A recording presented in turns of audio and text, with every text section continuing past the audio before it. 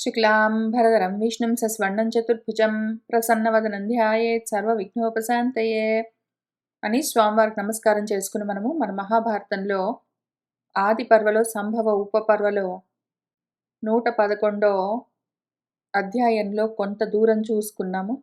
అంతకన్నా ముందున్న అధ్యాయంలో మనం ఏం చూసామంటే 2 రకాల వృత్తులున్నాయి. ఒకటి నివృత్తి, ఒకటి ప్రవృత్తి.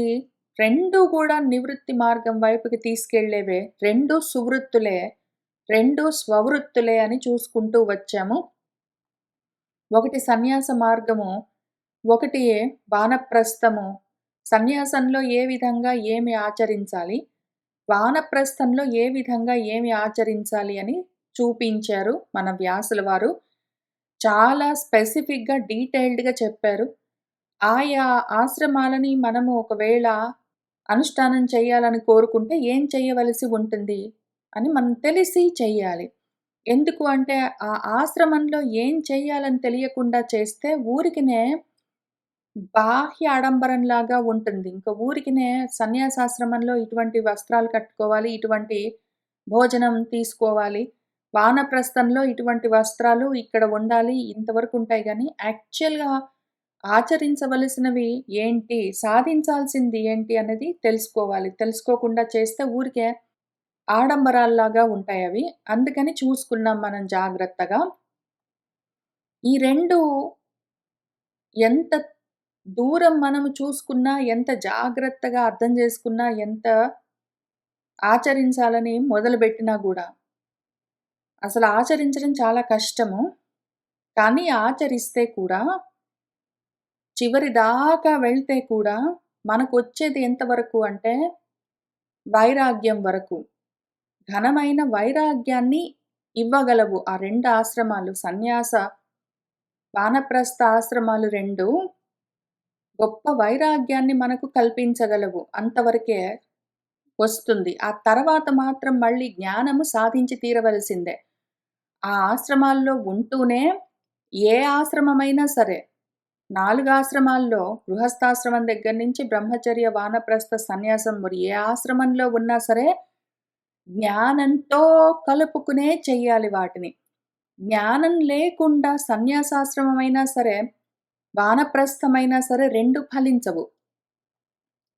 2 ఫలించవు. జ్ఞానం ఉంటేనే వైరాగ్యం ఫలించేది. వైరాగ్యం లేకుండా జ్ఞానం కలగదు. వైరాగ్యం లేకుండా జ్ఞానం కలగదు. జ్ఞానం లేకుండా వైరాగ్యం ఫలించదు.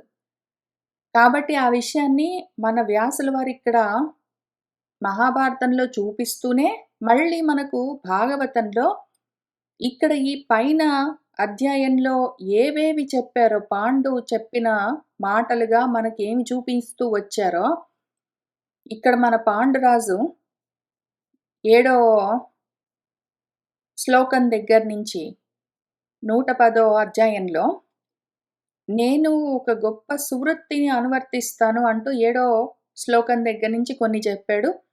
తర్వాత మళ్ళీ ఆలోచించుకున్నాడు. ఆయనకి భార్యలున్నారు కాబట్టి సన్యాసం చేయలేడు. అందుకని నెక్స్ట్ ఆప్షన్ ఇంకొక సువృత్తి ఉన్నది, అటువంటిదే స్వవృత్తి, దాన్ని అనువర్తిస్తాను అనుకుంటూ ఇక్కడి నుంచి 30వ శ్లోకం దగ్గర నుంచి వానప్రస్థంలో చేయవలసినవి ఏంటి అని చూపించారు. ఈ రెండిట్లో చెప్పిన విషయాలని యథాతథంగా అనువర్తిస్తూ ఉన్న వాళ్ళ గురించి, ఇద్దరి గురించి ఇక్కడ చెప్పిన 2 విషయాలని సాధన చేసిన సాధకుల గురించి మాత్రం ఎగ్జాంపుల్స్‌గా భాగవతంలో చూపించారు వ్యాసుల వారు. మొదటిది ఈ 7వ శ్లోకం దగ్గర నుంచి చెప్పిన సన్యాసం మొత్తము మన కర్దముడు చేస్తూ వెళ్ళాడు. ఆ తర్వాత ఇక్కడ మన పాండు చెప్పిన ఇంకొక వృత్తి వానప్రస్థము. ఇక్కడ చెప్పిన 30వ శ్లోకం దగ్గర నుంచి చెప్పినవన్నీ దేవహూతి అనుష్ఠానం చేసింది. గృహస్థాశ్రమం నుంచి సన్యాసాశ్రమానికి వెళ్ళి జ్ఞానంతో మన కర్దముడు తరించిపోయాడు.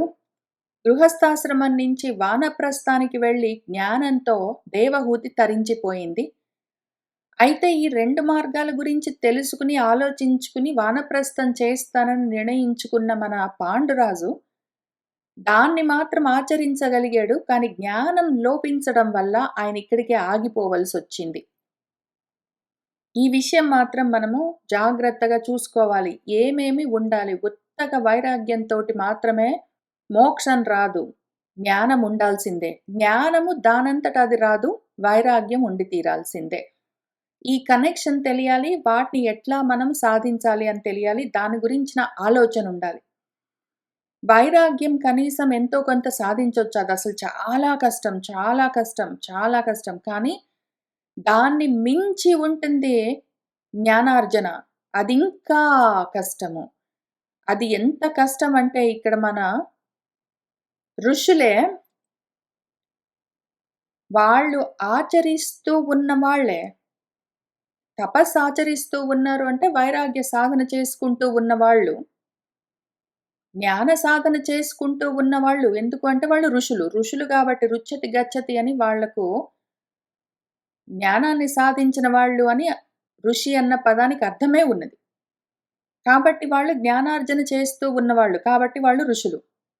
వాళ్ళు తపస్సులు చేసుకుంటున్న వాళ్ళు. కాబట్టి తాపసికులు. వాళ్ళు తాపసికులు, వాళ్ళు ఋషులు అనెందుకు చెప్తారంటే, తాపసికులన్నప్పుడు వైరాగ్యాన్ని, ఋషులుగా ఉన్నారు అన్నప్పుడు జ్ఞానాన్ని చూపిస్తూ ఉంటారు. జ్ఞాన వైరాగ్యాలతోటి ఉన్న వాళ్ళే అటువంటి సాధన చేసుకుంటున్న వాళ్ళే ఏం జెప్పారంటే, ఊపరి ఊపరి పైకి వెళ్ళాలంటే చాలా కష్టము. తరించాలంటే చాలా కష్టము. అది చాలా దుర్గమము, దుర్గమము, దుర్గమము అని చెప్తూ వచ్చారు. అదసల ఆత్మ మార్గము చాలా దుర్గమము. మామూలు జ్ఞానంతోటి అసలు వైరాగ్యం సాధించాలంటే, జ్ఞానం కావాలి అంటే వైరాగ్యం ఉండి తీరాలి అని చెప్పుకుంటూ వచ్చాను. అసలు వైరాగ్యం కావాలంటే గూడా ఎంతో కొంత జ్ఞానం ఉండాలి. జ్ఞానం అసలు ఏమీ జ్ఞానం లేకుండా వైరాగ్యాన్ని ఆచరించలేము. తెలివితేటలు లేకుండా గుడ్డెద్దు చేలో పడ్డట్టు వైరాగ్యాన్ని అనుష్ఠానం చేయలేము ఇక్కడ చెప్పినట్టు. ఇక్కడ మన వ్యాసుల వారు ఇక్కడ మొత్తం లిస్టులన్నీ రాశారు. అవన్నీ చెయ్యాలంటే మోహంతో ఉన్నంత వరకు చేయలేము. మనము జ్ఞానంతోటే చేయవలసి ఉంటుంది. ఎంతో కొంత జ్ఞానం ఉంటేనే వైరాగ్యం వచ్చేది. వైరాగ్యం ఉంటే తర్వాత వచ్చే జ్ఞానమేమి అంటే ఆత్మజ్ఞానం. ఈ ఆత్మజ్ఞానం దానంతట అది రాదు. మళ్ళీ సాధించాలి. అది సాధించాలి అంటే తరించిపోవాలి. ఉదన్ముఖులము. ఉదన్ముఖము అంటే ఉత్ అంటే పైకి అని అర్థము. ఉన్ముఖులం అవ్వాలి. ఆత్మోన్ముఖులం అవ్వాలి మనము. ఆత్మోన్ముఖులం అవ్వాలి. ఆత్మ వైపుకి తిరగాలి మనం అంటే జ్ఞానంతోటే చెయ్యాలి. ఆ జ్ఞానము ఆత్మ గురించి అయి ఉన్నప్పుడు దాన్ని సాధించడము చాలా దుర్గమము. చాలా కష్టము. ఎంతో కొంత జ్ఞానంతోటి గొప్ప వైరాగ్యాన్ని సాధించడమే కష్టమంటే, అంత గొప్ప వైరాగ్యం కూడా పెట్టుకుని, అంతంత మాత్రంగా జ్ఞానంతోటి ఆత్మ సాధన చేయలేము. అదింకా కష్టము.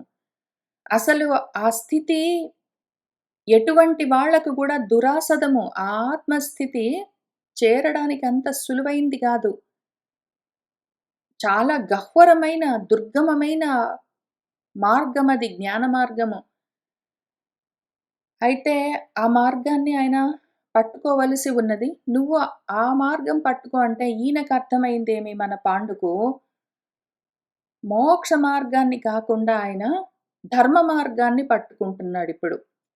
మళ్ళీ ఇందులో 2 రకాలుంటాయి. ఎందుకిన్ని రకాలుగా చూపిస్తున్నారు పాండురాజు అన్న ఎగ్జాంపుల్ తోటి, ఆ నెపంతో మన వ్యాసుల వారు మనకేం నేర్పిస్తున్నారంటే, ఎన్ని రకాల నువాన్సెస్ ఉంటాయి ఇందులో. అంతా ఒకటే కలగాపులగం చేసుకొని, కుప్ప పోసుకొని చూసుకుంటే అర్థం గాదు. ఔట్‌సైడర్స్‌కి బయట నుంచి చూసే వాళ్ళకి అసలర్థం గాదు. అందులోకి ఎంటర్ అవుతున్న వాళ్ళకే, ఎంతో కొంత ప్రయత్నం చేస్తున్న వాళ్ళకే తెలుస్తుంటాయి ఈ తేడాలు. బయట నుంచి చూస్తే డాక్టర్స్ అందరూ ఒకటే. బయట వాళ్ళకి అసలేం తెలియని వాళ్ళకి డాక్టర్ అంటే డాక్టర్. ప్రతి వాళ్ళు డాక్టర్స్. అయితే అసలు యాక్చువల్‌గా మెడిసిన్ చదవడానికి బయలుదేరి వెళ్ళిన వాళ్ళకి తెలుస్తుంది. ఎన్ని రకాల డాక్టర్స్ ఉంటారు. ఒక్కొక్క దాంట్లో ఎన్ని స్పెషలైజేషన్స్ ఉంటాయి. ఒక్కొక్క దానికి ఎటువంటి సాధన చేయవలసి ఉంటుంది ఏమి అని వాళ్ళకి తెలుస్తుంటుంది. బయట వాళ్ళకంతా ఒకటేలాగా కనిపిస్తుంది. కాబట్టి మనం అందులోకి దిగుతున్నాం కాబట్టి మనకిన్ని తేడాలు తెలుస్తున్నాయి. ఇప్పుడు ఎంతో కొంత జ్ఞానంతోటి ఆయన ఏదో కారణానికి ముందు ఆయనకి వైరాగ్యం వచ్చింది. దాని తర్వాత ఎంతో కొంత జ్ఞానంతోటి ఆయన వైరాగ్యాన్ని సాధన చేసుకుంటున్నాడు. దాంతో ఆయనకి ఎంతో కొంత పుణ్యం వచ్చింది. ఆ పుణ్యంతోటి ఆయన ఆత్మజ్ఞానుల దగ్గర కూర్చొని వాళ్ళు చెప్తూ ఉన్న మాటలు వినేందుకు కావలసిన స్థితి కలిగింది. అంతవరకు ఆయన వైరాగ్యం ఆయనకి అవకాశం ఇచ్చింది. అయితే ఆ తర్వాత వాళ్ళేం జెప్పారంటే, "ఎంతకాలం వింటావు నువ్వు? జ్ఞానం కోసం సాధన చెయ్యి" అని చెప్తే, ఆయన మోక్షాన్ని సాధించడం మోక్షమన్న పరమ పురుషార్థాన్ని వదిలిపెట్టి, ధర్మమన్న పురుషార్థాన్ని ఎందుకంటే చతుర్విధ పురుషార్థాల్లో ధర్మం ఒకటున్నది. ఆయన ధర్మాన్ని పట్టుకోవాలనుకున్నాడు. 2 చెయ్యొచ్చు. ధర్మాన్ని పట్టుకుంటే ఇహపరాలు సాధించొచ్చు. ఈ లోకంలో పేరు ప్రతిష్టలు ప్రేత్య వెళ్ళిపోయిన తర్వాత పరలోకాలు కలుగుతాయి. కాబట్టి అదొక మార్గం ఉన్నది. ఇహపరాలు సాధించడం కోసము ధర్మ జిజ్ఞాస ఉన్నది అంటే, ధర్మ మార్గాన్ని, కర్మోపాసనల మార్గాన్ని అనుష్ఠానం చేశామంటే, ఇహపరాలు సాధించొచ్చు. అదొక పద్ధతున్నది. అదే జ్ఞానంతోటి మళ్ళీ ఇది గూడా, ఈ ధర్మం గూడా ఇహపరాల కోసం సాధించవలసిన ధర్మం కూడా జ్ఞానంతోటే అనుష్ఠానం చెయ్యాలి మళ్ళీ. దానికి అథాతో ధర్మ జిజ్ఞాస అని మనకి మళ్ళీ సూత్రాలు గూడా ఉన్నాయి. వేదాలన్నీ అవే చెప్తూ ఉంటాయి. రెండోదేంటి అంటే ధర్మ జిజ్ఞాస గాదు. బ్రహ్మ జిజ్ఞాస. అథాతో బ్రహ్మ జిజ్ఞాస అని బ్రహ్మ సూత్రాలుంటాయి. మళ్ళీ వేదాంతాలు, ఉపనిషత్తులు అవే చెప్తూ ఉంటాయి. ఆ ఉపనిషత్తుల్లోకి వెళ్తే ఏమి అంటే ఇహపరాలు వద్దు. నాకు పరాత్పరం కావాలి అని సాధన చేసుకుంటారు. ఇప్పుడు ధర్మ మార్గంలో ఉండి, ధర్మ జిజ్ఞాసతో ఇహపరాలు సాధించాలనుకునే వాళ్లకు పిల్లలు కావాలి. పిల్లలకు పిల్లలు కావాలి. అందరూ బాగుండాలి. నాకు మళ్ళీ గొప్ప జన్మలు రావాలి అని కోరుకుంటారు. వాళ్ళ కోరికలన్నీ ఆ విధంగా ఉంటాయి. దానికోసం వాళ్ళు సాధన చేస్తారు. వాళ్ళు కోరుకునే ప్రయోజనం అర్థం అది. అది వాళ్ళ కామము, కోరిక అది. ఆ కామంతో, ఆ అర్థంతో, ఆ ధర్మం కోసం వాళ్ళు సాధన చేసుకుంటారు. వాళ్ళు పిల్లలు కావాలి అని కోరుకుంటారు. ఏదో విధంగా పిల్లలు కావాలి అని కోరుకుంటారు. పిల్లలు లేకపోతే ఇహపరాలు సాధించలేమనుకుంటారు. పిల్లలుంటేనే స్వర్గం అనుకుంటారు. స్వర్గం అంటే ఏదైతే లోకాల్లో ఓటని జెప్తారో దాన్ని సాధించడానికి బ్రహ్మలోకం వరకు సాధించడానికి ప్రయత్నాలు చేసుకుంటారు. కాక రెండో రకం వాళ్ళుంటారు. అదే జ్ఞానంతోటి ఈ సన్యాసాశ్రమమైనా సరే, వానప్రస్థమైనా సరే, ధర్మ జిజ్ఞాస గాదు. జ్ఞాన జిజ్ఞాసతో, ఆత్మజ్ఞాన జిజ్ఞాసతో ఉన్నాళ్ళంటే వాళ్ళు, దాంతో వాళ్ళు మోక్షం కోసం సాధన చేసుకుంటారు. అప్పుడేమవుతుంది, వీళ్ళు మొదటి రకం వాళ్ళు కామము, అర్థము, ధర్మము, మోక్షంలో వాళ్ళ కామము, వాళ్ళ అర్థము 2 ధర్మం కోసం ఉంటాయి. మోక్షం గురించి వాళ్ళు మాట్లాడరు. రెండో రకం వాళ్ళు వాళ్ళ కామము, అర్థము, ధర్మం కూడా 3 మోక్షం గురించే ఉంటాయి. మళ్ళీ దానికి గూడా జ్ఞానం కావాలి. అయితే దాని కోసం కావలసిన జ్ఞానం చాలా ఎక్కువగా ఉంటుంది. కర్మలుండవు. మోక్షం కోసం ఎవరైతే సాధన చేసుకుంటున్నారో వాళ్లకు ధర్మార్థ కామాలు 3 మోక్షం కోసమే ఉంటాయి. కర్మలుండవు. ఇప్పుడు ధర్మం కోసం ప్రయత్నం చేసుకుంటున్న వాళ్ళకు మోక్షంతో సంబంధం లేదు. వాళ్ళ కామము, అర్థము 2 ధర్మం కోసమే ఉంటాయి. వాళ్ళకు పిల్లలు కావాలి. వీళ్ళకేమో అర్థం కోసం ప్రయత్నం చేస్తున్న వాళ్ళకు ఇహపరాలు కావాలని కోరికలుంటాయి. మోక్షం గురించి ఆలోచన ఉండదు. కానీ పిల్లలు కావాలి. పిల్లలుంటేనే వాళ్లకు స్వర్గతులనుకుంటారు. మోక్షం కోసం ప్రయత్నం చేస్తున్న వాళ్లకు కర్మలుండవు. వీళ్ళు ధర్మం కోసం ప్రయత్నం చేస్తున్న వాళ్ళు కర్మలు చేసి తీరాల్సిందే. ధర్మం కోసం ప్రయత్నం చేస్తున్న వాళ్ళకి పిల్లలు కావాలి. వాళ్లకు ధర్మాలుంటాయి, కర్మలుంటాయి.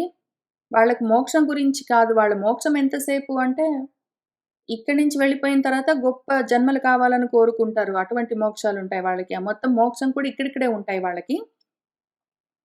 కోపాల్లో నుంచి, కోరికల్లో నుంచి మోక్షాలుంటాయి. అవి కూడా మళ్ళీ ఇప్పుడున్నంత వరకు బాగుంటాం, తర్వాత ఇంకా బాగుంటాం టైప్‌లోనే ఉంటాయి వాళ్ళకి. ఆ రకంగానే ఉంటాయి. ఇది సెటప్. ఇది విషయము. ఇంతకు అసలేమీ లేకపోతే చేసేదేమీ లేదు. ఎంతో కొంత జ్ఞానంతోటి వైరాగ్యం. వైరాగ్యం సాధించిన తర్వాత జ్ఞానం ఉంటుంది. ఆ జ్ఞానం మళ్ళీ 2 రకాలుగా ఉంటుంది. ఇహపరాలు కావాలా నీకు? ధర్మ మార్గంలో ఉంటావా? కర్మలు చేసుకుంటూ ఉంటావా? పిల్లలు కావాలి, నేను బాగుండాలి, నా వాళ్ళు బాగుండాలి, ఇక్కడ బాగుండాలి, పోయిన తర్వాత బాగుండాలి, తర్వాత మళ్ళీ నాకు గొప్ప జన్మలు రావాలి. అదొక సెట్. లేదా మోక్షం కావాలి, ధర్మార్థ కామాలు 3 మోక్షం కోసమే. పిల్లలు వద్దు, లోకాలు వద్దు, కర్మలు లేవో అనుకునేది ఆత్మ మార్గము. ఆత్మ మార్గం చాలా కష్టము. ధర్మ మార్గం గూడా కష్టమే. కానీ దానికన్నా ఆత్మ మార్గం ఇంకా ఎక్కువ కష్టము ఆచరించడానికి. ఇక్కడ మన ఋషులు ఈ 2 మార్గాలున్నాయని చెప్తే, ముందు ఋషులేం చెప్పారు? ఆత్మ మార్గం గురించి జెప్పారు. ఇక్కడంతా వాళ్ళు మేము చూసాము అది చాలా కష్టమని చెప్పారు. ఆయన ఆలోచించుకున్నాడు. సరే అయితే ధర్మ మార్గం అన్నాడు. సరే అయితే మోక్ష మార్గం సరే, నాకు ధర్మ మార్గం గావాలి అన్నాడు. వీళ్ళకు ధర్మ మార్గంలో ఉన్న వాళ్ళకు గూడా స్వర్గం అని ఉంటుంది. అంటే స్వర్గం అని ఇంకేదో ఒక లోకం ఉంటుంది. అందులో గొప్ప అనుభవాలుంటాయని వీళ్ళు కోరుకుంటారు. మోక్ష మార్గంలో గూడా స్వర్గం ఉంటుంది. అయితే వాళ్ళ స్వర్గం ఏమి అంటే స్వగమనము ఆత్మ వైపుకు వెళ్ళడం అని ఉంటుంది. దానికి బయట లోకాలతో సంబంధం లేదు. అసలు లోకాలన్నీ నశించిపోవాలి. వీళ్ళకు అపత్యం కావాలని ఉంటుంది. అపత్యం అంటే బిడ్డలు అని అర్థము. బిడ్డలు కావాలని ధర్మ మార్గంలో ఉన్నవాళ్ళు కోరుకుంటారు. వాళ్ళు కూడా అపత్యం కావాలని కోరుకుంటారు. అపత్యం అంటే పతనం కాకుండా ఉండేదేదుండదో, దేనివల్లైతే పతనం కాకుండా ఉంటామో ఆ జ్ఞానం కావాలని కోరుకుంటారు. వీళ్ళు కూడా ధర్మ మార్గంలో ఉన్నవాళ్ళు పుత్రులు కావాలి అని కోరుకుంటారు. పుత్రం అంటే పిల్లలు అని అర్థము. వాళ్ళున్నారంటే లోకాలుంటాయని అర్థం. వాళ్ళు కూడా మోక్ష మార్గంలో ఉన్నవాళ్ళు కూడా పుత్రుడు కావాలని కోరుకుంటారు. వాళ్ళు కోరుకునే పుత్రమేమి అంటే పుంసాంత్రాయతే ఇతి అని ఏదైతే పురుషులను తరింపచేస్తుందో అది జ్ఞానము. అది కావాలని వాళ్ళు కోరుకుంటారు. మన వేదము, పుత్రము, అపత్యము, ధర్మము, మోక్షము అని అవే మాటలు, స్వర్గము అని అవే మాట్లాడుతూ ఉంటుంది. అయితే వాటికి ఒక్కటేసారి 2 అర్థాలుంటాయి. ధర్మము అంటే వీళ్ళకేమో ఇదిగో నా పిల్లలు, నా వాళ్ళు, నేను అందరం బాగుండడం, ఆ రకంగా చూసుకోవడం నా ధర్మమని వీళ్ళకి వినిపిస్తూ ఉంటుంది. మోక్ష మార్గంలో ఉన్న వాళ్ళకి నా ధర్మం అనగానే స్వధర్మం. ధర్మ మార్గంలో ఉన్న వాళ్ళకి నా ధర్మం అంటే నా వాళ్ళందరూ బాగున్న తర్వాత నేను బాగుండడం అని చూసుకోవడం. ఒకవేళ నేను ముందు నా గురించి చూసుకుంటానంటే ఇది స్వార్థం అనుకుంటారు. ధర్మ మార్గంలో ఉన్న వాళ్ళకి స్వార్థం అంటే మంచిది కాదు. కర్మ మార్గంలో ఉన్నవాళ్ళు స్వార్థం వాళ్ళకి పనికిరాదు. అయితే మోక్ష మార్గంలో ఉన్న వాళ్ళకి స్వార్థమే గావాలి. ఆత్మే వాళ్ళ అర్థం, పరమార్థము. అదే రకంగా ప్రతి చోట వేదాల్లో, ఉపనిషత్తుల్లో ఇక్కడ మన వ్యాసుల వారు చెప్తున్న పురాణంలో, మన ఇతిహాసం భారతంలో కూడా ఒకటే మాటకి 2 అర్థాలుంటాయి. ధర్మ మార్గంలో ఉన్న వాళ్ళ కోసము ఉంటుంది. మోక్ష మార్గంలో ఉన్న వాళ్ళ కోసము ఉంటుంది. ధర్మ జిజ్ఞాసువులకు అథాతో ధర్మ జిజ్ఞాస అని దాని కోసం ప్రయత్నం చేసే వాళ్ళ కోసము, అథాతో బ్రహ్మ జిజ్ఞాస అని బ్రహ్మ మార్గంలో ఉన్న వాళ్ళకు ఉంటుంది. ఒక్కటేసారి ఒకటే విషయము చెప్తూ ఉంటుంది. అది ఎవరు వింటున్నారో వాళ్ళకి ఆ రకంగా వినిపిస్తూ ఉంటుంది. ఇక్కడ మన ఋషులు ఇంక పైకి వెళ్ళాలి. ఎందుకంటే ఆయన తితీర్షన్ తరించాలి అన్న కోరిక ఉన్నది అని ఆయన చెప్పగానే ఋషులు ఆటోమేటిక్‌గా జ్ఞాన మార్గము, ఆత్మ మార్గం గురించి చెప్పారు. కానీ కష్టమయ్యా అని చెప్పారు. చెప్తే మనవాడు సరే అయితే మరి మోక్ష మార్గం, ఆత్మ మార్గం కష్టమైన మార్గం గాదు. నాకు ధర్మ మార్గమే మంచిది అని ఆయన చూసుకున్నాడు. కాబట్టి ధర్మ మార్గం గురించి ఆలోచించుకుంటున్నాడు. ఇక్కడ ఏం జరుగుతున్నదని మనకు తెలుస్తూ ఉండాలి. టెక్నికల్ టర్మ్స్ అన్నీ వాడుతూ ఉన్నారు. కాబట్టి ఇక్కడ చెప్తున్నది ధర్మ విద్భిః అని చెప్తున్నారు. ఆయన బ్రహ్మ విద్భిః అని రాయలేదు మన వ్యాసుల వారు. ధర్మ విద్భిః అంటే ధర్మవేత్తల చేత ఈ లోకాల గురించి చెప్పబడ్డ విషయము అన్నారు. కాబట్టి ఇది ధర్మ మార్గంలో ఉన్న వాళ్ళకి, కర్మ మార్గంలో ఉన్న వాళ్ళకి, ఇహపరాలు కావాలని కోరుకునే వాళ్ళకి, ఇంకా మళ్ళీ మళ్ళీ జన్మలు కావాలి, గొప్ప గొప్ప జన్మలు కావాలి, గొప్ప అనుభవాలు కావాలి అని కోరుకునే వాళ్ళకి, ఇహంలో అభ్యుదయము, పరంలో నిశ్రేయసం కావాలని కోరుకునే వాళ్ళకి, అటువంటి వాళ్ళ కోసం ఇక్కడి నుంచి చెప్తున్నారు. పాండురాజు వీళ్ళు చెప్తున్న దాంట్లో బ్రహ్మవేత్తలు చెప్తున్న విషయాన్ని విని ఆ ఋషులు చెప్తున్న దాంట్లో నుంచి ఇంకా ఇది కాదు మన మార్గం అనుకున్నాడు. వద్దనుకున్నాడాయన. ధర్మం మార్గాన్ని చూసుకున్నాడు. అందులో ధర్మ మార్గంలో ఉండాలి అంటే మళ్ళీ ఇహపరాలు కావాలి అంటే పిల్లలు కావాలి. ధర్మంగా ఏవో కోరికలుంటాయి. కర్మలు చేస్తూ ఉండాలి. ఈ రకంగా కొన్ని విషయాలుంటాయి. వాటి గురించి ఆయన ఆలోచించుకుంటున్నాడు. ధర్మ మార్గంలో ఉంటే మరి దేవఋషి, పితృ, మనుజ రుణాలు తీర్చుకోవలసి ఉంటుంది. ఇవన్నీ దేవఋషి, మనుజ, పితృ రుణాలు, కర్మలు ఇవన్నీ జ్ఞాన మార్గంలో, నివృత్తి మార్గంలో, ఆత్మ మార్గంలో ఉండవు. వాటికి సంబంధం లేదు. ఇక్కడ ఉన్న వాళ్ళకు మాత్రము ధర్మ మార్గంలో ఉన్నవాళ్ళు, ఆ మార్గంలో ముందుకు వెళ్తూ ఉన్న వాళ్ళకి ఈ రుణాలన్నీ తీర్చుకోవలసి ఉంటుంది. అసలు జ్ఞాన మార్గంలో ఉన్న వాళ్ళకి ఏ రుణాలు లేవు. వాళ్ళు కర్మలన్నిటిని సమ్యక్‌గా న్యాసం చేస్తారు. సంపరిత్యాగం చేస్తారు వాళ్ళు. అన్ని రకాల కర్మలను శాంతంగా వాళ్ళు న్యాసం చేస్తారు కాబట్టి వాళ్ళకసలు ఈ రుణాలు తీర్చుకోవడం అన్న కర్మలన్నీ ఉండవు జ్ఞాన మార్గంలో ఉన్న వాళ్ళకు. వాళ్ళు పూర్తిగా సర్వకర్మ పరిత్యాగం చెయ్యాలి అని చెప్తారు. అందుకనే మనం పైన ఇక్కడ చూసుకున్నాం. ఇక్కడ 7వ శ్లోకం దగ్గర నుంచి చూసుకున్నదదే. సర్వకర్మ పరిత్యాగం చేయవలసి ఉంటుంది వీళ్ళిక్కడ. ఇప్పుడు కర్మ మార్గంలో ఉన్న వాళ్ళకి సర్వకర్మ పరిత్యాగం ఎట్లా చేస్తారు? వాళ్ళు చేయవలసినవే కర్మలు గాబట్టి, ఆ చేసే కర్మలు చేస్తే చేసావు నీ ఇష్టం గాని, వాటిని మాత్రం నువ్వు భోగ పరిత్యాగం చేస్తూ, భోక్తృత్వం వదిలిపెట్టి చెయ్యి అని చెప్తారు. సన్యాస మార్గంలో ఉన్నవాళ్ళు సర్వకర్మ పరిత్యాగం చేయవలసి ఉంటుంది. అయితే ఇక్కడ ధర్మ మార్గంలో ఉన్నవాళ్ళు, జ్ఞాన మార్గంలో ఉన్న వాళ్ళకి సర్వకర్మ పరిత్యాగం నెసెసరీ. వాళ్ళకు కర్మాధికారం లేదు. వాళ్ళు చేయవలసిన పని లేదు. ధర్మ మార్గంలో ఉన్న వాళ్ళకి కర్మలు చేయవలసి వస్తుంది. సర్వకర్మ పరిత్యాగం చేయలేరు వాళ్ళు. కర్మలు చేయవలసి ఉంటుంది గాబట్టి, చేసే కర్మలను కోరికలు లేకుండా, ఫలాపేక్ష లేకుండా చేయమని చెప్తారు.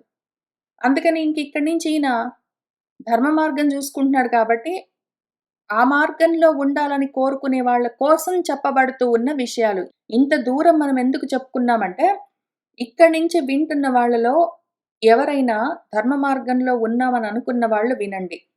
ఎవరైతే ఇహపరాలు కావాలి, ఈ జన్మలో నేను నా వాళ్ళందరూ సుఖంగా ఉండాలి, తర్వాత గూడా నాకు గొప్ప జన్మలు రావాలి.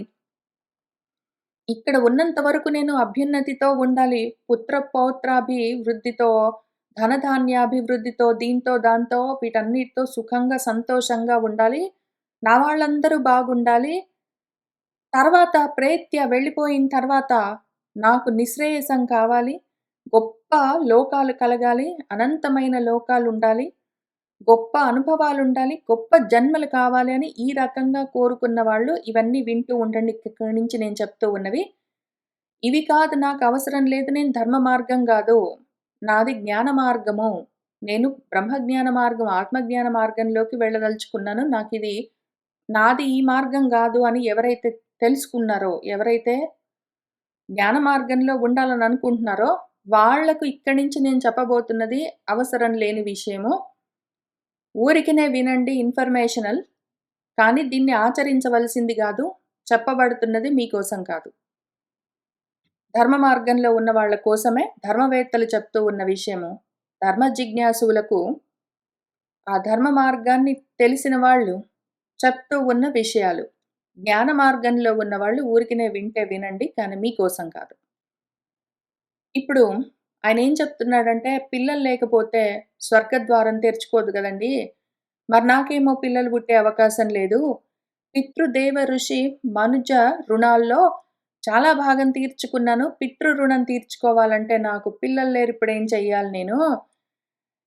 దేహనాశము జరిగిందంటే, నా శరీరము నశించిపోయిందంటే, పితరులకు నేను తీర్చుకోవలసిన రుణాలు కూడా నశించిపోతాయి ఇంకా.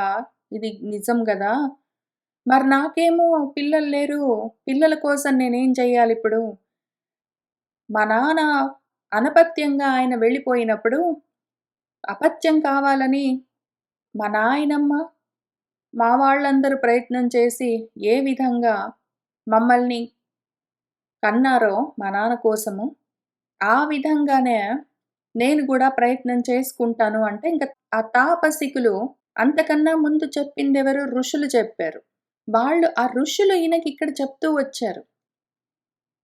మన ఋషులెవరున్నారో ఆయన పైకి వెళ్ళాలన్న ఆలోచన మొదలుపెట్టినప్పుడు వాళ్ళేం జెప్పారంటే, ఇదిగో ఇట్లా ఉంటుందని జెప్పారు. ఇప్పుడు ఇక్కడ ఇంక ఈయన ఆ మార్గాన్ని వదిలిపెట్టాడు. అది నా మార్గం గాదది. మరి ఇంత దుర్గమం, ఇంత దుర్గమం, ఇంత దుర్గమం, ఇంత దుర్గమం అంటే అది అసల దురాసదం అంటే మనకెందుకులే అనుకున్నాడాయన. దాంతో ఆ పరమ ఋషులు, ఆ సిద్ధులు చెప్పిన విషయాన్ని విని నాకొద్దు అనుకున్నాడు కాబట్టి, వాళ్ళే మళ్ళీ ఇప్పుడు జ్ఞానులుగా, జ్ఞాన మార్గంలో ఉన్నవాళ్ళుగా ఆయనకి ఉపదేశం చేయట్లేదు. ఇప్పుడు వాళ్ళు ఓన్లీ తాపసికులుగా ధర్మ మార్గంలోని విషయాలు మాత్రం చెప్తున్నారు. ఇంక అంతవరకే. తపస్సులవన్నీ చేస్తే యోగ దృష్టులుంటాయి. దాంతో దివ్య దృష్టితో వాళ్ళు చూసి ఆ విషయం మాత్రం చెప్తున్నారు. ఇంక జ్ఞాన ఉపదేశం వాళ్ళు వదిలిపెట్టారు. ఎందుకంటే ఆయన అవసరం లేదు వద్దన్నాడాయన. నాకు ధర్మ మార్గమే అన్నాడు. కాబట్టి కర్మ మార్గం. కర్మ మార్గానికి పిల్లలు అవన్నీ ఉంటాయి మరి. చాలా పనులుంటాయి. కర్మలుంటాయి. ప్రపంచాలన్నీ ఉంటాయి. ప్రపంచాలన్నీ ఉండాలంటే ఇంకెన్నో ఉండాలి. కాబట్టి సరే మరి అని వాళ్ళింకా బ్రహ్మర్షులుగా, ఋషులుగా గాదు, తాపసికులుగా తపస్సుల చేత వాళ్ళకి దివ్య దర్శనం ఉన్నది గాబట్టి, దివ్య దృష్టితోటి వాళ్ళు చూసింది ఆయనకేం జెప్పారంటే, సరే అయితే మరి, ఓ ధర్మాత్మా మోక్ష ధర్మం ఆయనకవసరం లేదు.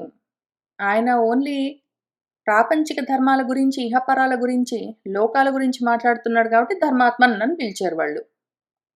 ఓ ధర్మాత్మ సరే మంచిది. నీకు అపత్యం ఉన్నది. మేము దివ్య దృష్టితోటి చూసాము. దైవదిష్టం. దైవదిష్టం అంటే ప్రారబ్ధం. నీకా ప్రారబ్ధం ఉన్నది. కర్మలు కావాలని కోరుకుంటున్నావు గాబట్టి, కర్మతోటే నువ్వు ఆ ప్రారబ్ధ కర్మతోటే బిడ్డలు గావాలనుకుంటున్నావు గాబట్టి, ఆ ఫలాన్ని పొందొచ్చు. మేము జూసాం గాబట్టి, ఆ ఫలం నీకున్నదని మేము జూసాం గాబట్టి, గుణ సంపన్నమైన అపత్యం కోసము నువ్వు ప్రయత్నం చేసుకో. దాంతో గొప్ప ప్రీతిని పొందుతావని జెప్పారు. నీకు పిల్లలు పుట్టే భాగ్యం ఉన్నది. కాబట్టి నువ్వు ప్రయత్నం చేసుకో అన్నారు. ప్రయత్నం చేసుకో అంటే, నేనెక్కడ ప్రయత్నం జేసుకోగలను? ప్రయత్నం చేశానంటే చచ్చిపోతాను. ఎందుకు అంటే, ఆ మృగ శాపం ఒకటున్నది నాకు. పిల్లలు కలిగే అవకాశం లేదు. అది పోయింది నాకు. అని ఆయన చింతాపరహ అభవత్. చింతాపరుడయ్యాడు. ఇది చెప్తూ నేను 2 వారాల కింద ఒక మాట అంటూ వెళ్ళాను. ఒక పురుగుంటుంది. ఒక ఇన్సెక్ట్ అది కూడా ఇంతే పిల్లలు కనగానే చనిపోవడం అన్నది ఒకటుంటుంది దానికి లక్షణము అని చెప్తూ వెళ్ళాను. అది వాళ్ళకి కొంత చూపిస్తాను. లవ్ బగ్స్ అని పిలుస్తారు వీటిని. అవెట్లా ఉంటాయంటే చిన్న పురుగులుంటాయి. ఇక్కడ మా ఇంటి దగ్గర నార్త్ అమెరికాలో ఎక్కువుంటాయేమో, ఫ్లోరిడాలో గూడా చాలా ఎక్కువుంటాయి. ఇవి సీజన్ ఉంటుంది. సమ్మర్ సీజన్‌లో ఒక్కొక్క సమ్మర్ ప్రతి సమ్మర్ గాదు. ఒక్కొక్క సమ్మర్‌లో ఎందుకంటే ఫ్లోరిడాలో వెదర్ చాలా బాగుంటుంది. హ్యూమిడ్ కండిషన్స్ అవన్నీ ఉంటాయి గాబట్టి కొంచెం పురుగులు ఎక్కువుంటాయి. ఇన్సెక్ట్స్ ఎక్కువుంటాయి. అందులో ప్రతి సమ్మర్ ఏదో ఒక రకం ఇన్సెక్ట్స్ ఎక్కువవుతాయి. ఈసారి మళ్ళీ ఇవెక్కువైనాయి. ఈ లవ్ బగ్స్. ఇవెట్లా ఉంటాయంటే చాలా ఇంట్రెస్టింగుంటుంది. ఇవి ప్యూపే ఉంటాయి గదా! ఆ చిన్న గుడ్లుంటాయి వాటివి. అందులో మగ పురుగులు ముందు బయటికొచ్చి, ఆడ పురుగులున్న గుడ్ల చుట్టూ తిరుగుతాయిట.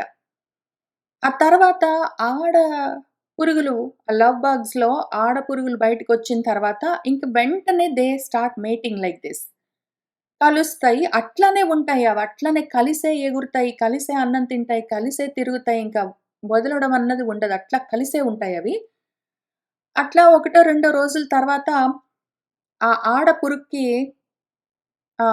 దాంట్లో గుడ్లొస్తాయి. వచ్చినప్పుడు ఆ గుడ్లు పెట్టే టైంలో, ఆ ఎగ్స్ లేయింగ్ చేసే టైంలో ఏం చేస్తుందంటే, ఇంక అప్పుడు ఆ మగ పురుగు ఆడ పురుగును వదిలిపెట్టి చనిపోతుంది. వెంటనే ఆల్‌మోస్ట్. ఆ తర్వాత ఆడ పురుగు గుడ్లు పెట్టి ఎక్కడో దగ్గర అది కూడా చనిపోతుంది. మొత్తం కలిసి వాటి జీవితము ఒక 2, 3, 4 రోజులుంటుందేమో. 4 రోజుల్లో మొత్తం ఇదంతా జరుగుతుంది. అవి చనిపోతాయి. మళ్ళీ తర్వాత ఇదే సైకిల్ స్టార్ట్ అవుతుంది. ఇంకింతే వాటి మొత్తం స్టోరీ అంతా ఇంతే. 2-4 రోజుల్లో చనిపోతాయి. ముందు మన మగ పురుగు, ఆడ పురుగు గర్భం ధరించిందని పిలుస్తారో ఏమంటారో. కాగానే అది వదిలిపెడుతుంది, చనిపోతుంది. తర్వాత గుడ్లు పెట్టి మన ఆడపురుగు కూడా చనిపోతుంది. మొత్తం వాటి జీవిత పరమార్థం ఇంతే. వాటి మొత్తం జీవిత పరమార్థం అవి 3, 4 రోజులు బతుకుతాయి. వాటి నూరేళ్ల ఆయుష్షు మనుష్యుల ఆయుష్ లెక్క ప్రకారం ఒక 3, 4 రోజులు. అవి చేసేదేమిరా అంటే పుట్టడం, పిల్లల్ని కనడం, చనిపోవడం. చాలా మంది మనుషుల్లో గూడా ఇదే పద్ధతి ఉంటుంది. ఎందుకురా వాళ్ళు పుట్టింది మనుషులుగా జన్మెందుకు ఎత్తారంటే, ఏదో చదువుకుంటారు. చదువుకోవడం గూడా పెళ్లి కోసం. పెళ్ళెందుకురా అంటే పిల్లల కోసం. పిల్లలు పుట్టిన తర్వాత ఏమిరా అంటే ఏమీ లేదు. వాళ్ళకు పిల్లలు. వాళ్ళ పిల్లల తర్వాత ఏమిరా అంటే వాళ్ళ పిల్లలు. ఇంక దాని తర్వాత ఏమీ లేదు. ఈలోగా వీళ్ళు చనిపోతారు. తర్వాత మళ్ళీ నెక్స్ట్ ఇదే సైకిల్ నడుస్తుంటుంది. చాలా భాగము మనుషులు చుట్టుపక్కల అందరూ నాకిదే లవ్ బగ్స్ లాగానే కనిపిస్తారు. వాళ్ళు ఎక్కువ వేరే యాంబిషన్స్ ఉండవు. వేరే ఆలోచనలు లేవు. ఎంతసేపు దీని గురించే ఉంటుంది ఆలోచన. పోనీ మిగిలిన మనుషులందరి గురించి పక్కన పెడితే గూడా, ముఖ్యంగా పాపము మన పాండురాజు పరిస్థితి లవ్ బగ్ లాగా ఉన్నదిప్పుడు. ఆయన భార్యని కలిసాడంటే మాత్రము, ఆయన చనిపోతాడు, ఆయన భార్య చనిపోతుంది. పిల్లలు పుడతారో లేదో అది వేరే విషయం గానీ, ముందు మాత్రం చనిపోతారు. ఆ రకంగా లవ్ బగ్స్ లాగా ఉన్నది జీవితం ఆయనకి. ఇప్పుడు కలిసానంటే మాత్రం చచ్చిపోతానేం చెయ్యాలి అని ఆయన ఆలోచించుకుంటూ ఉన్నాడక్కడ. ఆపాము ఇంకక్కడి నుంచి కొన్ని చూసుకుంటూ వెళ్దాము. సహ అబ్రవీత్ విజనే కుంతీం ధర్మపత్నీం యశస్వినీం అపత్య ఉత్పాదనే యోగమాపది ప్రసమర్థయన్. ఆయనేం చేశాడు ఇంక ఆలోచించుకున్నాడు. మనకి అవకాశం లేదు. వీళ్ళేమో నాకు అపత్యమున్నదని జెప్తారు. నాకేమో ఆ శాపం కూడా ఉన్నది. మరిప్పుడు ఈ రెండిటిని రిజాల్వ్ చేసుకోవడం ఎట్లా? అని ఆయన ఆలోచించుకుని విజనే ఏకాంతంగా ఎవరూ లేనప్పుడు కుంతి దగ్గరికెళ్ళాడు. ఆయన భార్య దగ్గరికి వెళ్లి ఆ యశోమూర్తితో ఈ విధంగా అబ్రవీత్ అంటూ ఉన్నాడు. ఆయన ఆపత్కాలంలో ఆపద్ధర్మాలుంటాయి మరి. ప్రతిదానికి ఏదో ఒక ధర్మం ఉంటుంది. ఇప్పుడు ఇంత గొప్ప ఆపద కలిగింది నాకు. ఇహపరాలు కావాలంటే అపత్యం కావాలి. నాకు అపత్యానికి అవకాశం లేదు. కాబట్టి మొత్తం నా లోకాలన్నీ నశించిపోకుండా, నేను చెడిపోకుండా నేను ధర్మాన్ని సాధించాలి అంటే, ఇదిగో నాకు బిడ్డలు గావాలి. మళ్ళీ చెప్తున్నాను. మధ్య మధ్యలో గుర్తు చేస్తాను. జ్ఞాన మార్గంలో ఉన్న వాళ్ళ కోసం కాదిది. ధర్మ మార్గంలో ఉన్న వాళ్ళ కోసం మాత్రమే. మరిప్పుడు బిడ్డలు లేరు. ఏం జేయాలి? ఇటువంటి ఆపద కాలంలో, ఆపత్ సమయంలో అపత్య ఉత్పాదనే యోగం. బిడ్డలు కలగడం కోసం ఒక యోగం ఏదో ఒక ఉపాయం కావాలి కదా! అని ఏదో ఒక మార్గంలో బిడ్డలు గావాలి గాబట్టి, దాన్ని ప్రసమర్థయన్ గొప్పగా సమర్థించుకుంటూ, నాకు సొంతంగా బిడ్డలు కలగరు. ఒకవేళ నేను బిడ్డల కోసం స్వయంగా ప్రయత్నం జేసుకున్నా అంటే, ఆ లవ్ బగ్స్ లాగా చనిపోతాను. కాబట్టి ఇప్పుడు బిడ్డలు కావాలి. నేను చనిపోకుండా ఉండాలి అంటే, ఏదో ఒక ఈ ఆపద్ధర్మంగా ఒక యోగం ఉపాయం కావాలి గదా! అని ఆయన ఒక ఉపాయాన్ని ఆలోచించుకుని దాన్ని సమర్థిస్తూ కుంతితో ఈ విధంగా చెప్తూ ఉన్నాడు. అపత్యం నామ లోకేషు ప్రతిష్ఠా ధర్మ సంహిత ఇతి కుంతి విదుః ధీరాః శాశ్వతం ధర్మం ఆదితః. ధర్మం తెలిసిన వాళ్ళు మొత్తం అంతా ధర్మమే ఉంటుంది. ఇక్కడెక్కడ మోక్షం గురించి మాటలుండవు.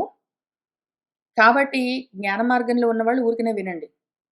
ధర్మ మార్గంలో ఉన్నవాళ్ళు చూసుకోండి. చాలా ధర్మాలు చెప్తారు. ఓ కుంతి ఆదితః ఆది కాలం నుంచి అనాదిగా వస్తూ ఉన్న శాశ్వతమైన ఒక ధర్మం ఉన్నది. అదేమి అంటే అపత్యం. బిడ్డలు కలగడం అన్నదే గొప్ప ధర్మం. పిల్లల్ని కనడమే గొప్ప ధర్మం. దీనివల్లే లోకేషు లోకాల్లో ప్రతిష్ఠ. లోకాలన్నీ స్థిరంగా శాశ్వతంగా మనకుండాలి అంటే మాత్రము, లోకాల్లో మనకి ప్రతిష్ఠ ఉండాలి అంటే మాత్రము, ధర్మం అంగీకరించిన పద్ధతి బిడ్డల్ని కనడం ఒక్కటే. ఎవరికి ఇహపరాలు కావాలని కోరుకున్న వాళ్ళకి శాశ్వతమైన లోకాలు కావాలని కోరుకుంటూ ఉంటారు గదా! వాళ్ళ కోసం. జ్ఞాన మార్గంలో ఉన్నవాళ్ళు లోకాలను మొత్తాన్ని లయం జేసుకోవాలని చూస్తారు వాళ్ళు. అలోకమైన స్థితికి వెళ్ళాలి. ఆత్మ ఆలోకనం చేయాలి. ఆత్మదర్శనం కావాలి, ఆత్మాలోకనం కావాలి అనుకున్నప్పుడు బయట లోకాలతోటి సంబంధం లేదు. అసలు వద్దనుకోవాలి.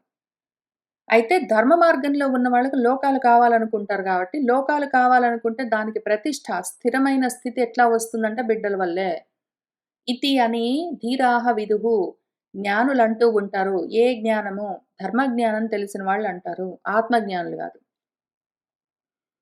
ఇందులో మళ్ళీ ఇష్టం, దత్తం, తపః, తప్తం, నియమః చ స్వనుష్ఠితః సర్వం ఏవ అనపత్యస్య న పావనం ఇహ ఉచ్యతే.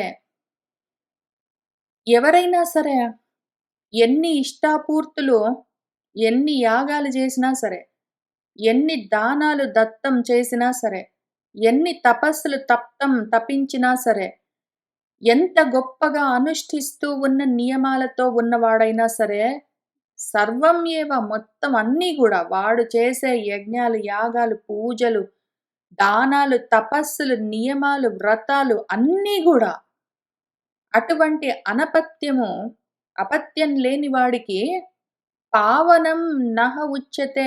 వాడికి పుణ్యాన్నివ్వలేవు. పుణ్యం లేకపోతే లోకాలుండవు. పుణ్యలోకాలు కావాలంటే పుణ్యం కావాలి. పుణ్యం కావాలి అంటే ఏవో ఇష్టాపూర్తులు, దానాలు, తపస్సులు, నియమాలు, వ్రతాలు అని చేస్తూ ఉంటారు. ఇవన్నీ చేసినా సరే పిల్లలు లేకపోతే మాత్రము లోకాలు ఉండవు. లోకాలు కలిగేంత పుణ్యము వీటన్నిటి వల్ల రాదు. వచ్చినా గూడా టెంపరరీగా ఉంటాయి. తక్కువ రకం ఉంటాయి. గొప్ప లోకాలు శాశ్వతంగా ఉండాలి. ఇంక ఎంతో కాలం మనకన్ని లోకాలుండాలంటే మాత్రం పిల్లలు గావాలి. నేనేమో నా పరిస్థితి ఇట్లా ఉన్నది. సహా అహం ఏవం విదిత్వా ఏతత్ ప్రపశ్యామి శుచిస్మితే అనపత్యః శుభాన్ లోకాన్ అవాప్స్యామి ఇతి చింతయన్. సహా అహం నేను ఏవం ఈ విధంగా విదిత్వా తెలిసి ఉన్నవాడిని. నాకీ విషయం తెలుసు. పిల్లలుంటేనే గొప్ప లోకాలు. అయితే నేనేమో అనపత్యః బిడ్డలు లేనివాడిని. ఇప్పుడు ఈ రకంగా ఇదంతా ప్రపశ్యామి చూసుకున్నాను. ఓ శుచిస్మితే, ఓ శుభ్రమైన, స్వచ్ఛమైన నవ్వు కలిగిన ఓ కుంతి, శుభాన్ లోకాన్ శుభకరమైన, మంగళకరమైన ఊర్ధ్వ లోకాలన్నీ అనపత్యుడినై ఉండి కూడా, బిడ్డలు లేకుండా ఉన్నవాడినై ఉండి కూడా ఎట్లా సాధించాలి? అవాప్స్యామి ఇతి అని చింతయన్ ఆలోచించుకుంటున్నాను. బిడ్డలుంటేనే స్వర్గాది లోకాలు కలుగుతాయి. మరి నాకు బిడ్డలు లేరు. అయినా కూడా నాకా లోకాలు కావాలని ఆలోచించుకుంటున్నాను. మృగాభిశాపాత్ నష్టం మే ప్రజనం హి అకృతాత్మనః నృశంసకారిణః భీరు యథా ఏవ ఉపహతం తథా. ఓ భీరు, ఓ అమ్మాయి కుంతి, నేను నృశంసకారిణః దయ లేకుండా ప్రవర్తించాను. అకృతాత్ముడిని. ఎందుకు దయ లేకుండా ఆ లేళ్లను బాణాలతో కొట్టానంటే, నా బుద్ధి ఇంకా పరిణతి చెందలేదు అప్పటికి. బుద్ధి తక్కువతనంతో, క్రూర స్వభావంతో ఉండి, అజ్ఞానంతో నేను చేసిన పనికి, మే ప్రజనం నాకు బిడ్డలు కలిగే అవకాశము మృగాభిశాపాత్ ఆ మృగం పెట్టిన శాపం వల్ల నష్టమైపోయింది. చూసావా? నాకు బిడ్డలు కలిగే అవకాశము ఉపహతం మొత్తము దెబ్బతిన్నదిప్పుడు నేను పిల్లల్ని కనలేను. కానీ మాత్రం నాకు గొప్ప లోకాలు కావాలి. బిడ్డలు లేకపోతే లోకాలు రావు, స్వర్గాది లోకాలంటారు. కానీ నాకు లోకాలు కావాలి. ఇప్పుడేం చెయ్యాలి? నా బుద్ధి తక్కువతనంతోటే, తొందరపాటుతనంతో పోగొట్టుకున్నాను. ఇమే వై బంధుదాయా ఇమే వై ఇక్కడి నుంచి చాలా ఒక మంచి విషయం చెప్తారు. ఇమే వై బంధుదాయాదాః షట్పుత్రాः ధర్మదర్శనే షడేవ అబంధుదాయాదాః పుత్రాన్ తాన్ శృణు మే పృథే. ఓ పృథా, ఓ కుంతి, ధర్మదర్శనే ధర్మ మార్గంలో ఉన్నవాళ్ళు ఏం చెప్తారంటే, ధర్మదర్శనం అంటే ధర్మశాస్త్రం. ధర్మశాస్త్రాల్లో ఏం చెప్తారంటే, ఇదిగో ఈ దాయాదాహ బంధువులు అంటే సంబంధం ఉన్నవాళ్ళు. బ్లడ్ రిలేషన్స్ అంటారు గదా! ఆ రకంగా ఉన్న వాళ్ళలో దాయాదాహ దాయాదులు అంటే ఆదాయాన్ని, సముదాయాన్ని, సంపదను పంచుకునేవాళ్ళు. ఏవైతే ఆస్తులు పంచుకుంటారో వాళ్ళు దాయాదులు. ఆస్తులు పంచుకునేంత రిలేషన్‌షిప్ లేకపోయినా కూడా బ్లడ్ రిలేషన్స్ ఉంటే వాళ్ళు బంధువులు. బంధువులు, దాయాదులలో ఒక 6 రకాల పుత్రులు, షట్‌పుత్రులుంటారని చెప్తారు. లేదా ఒక్కొక్కసారి బంధువులు కాకపోవచ్చు, దాయాదులు కాకపోవచ్చు. అట్లాంటి పుత్రులు కూడా ఒక 6 రకాలుంటారని చెప్తారు ధర్మశాస్త్రాల్లో. అవి నేను చెప్తాను. నా నుండి శృణు వినుపృధా.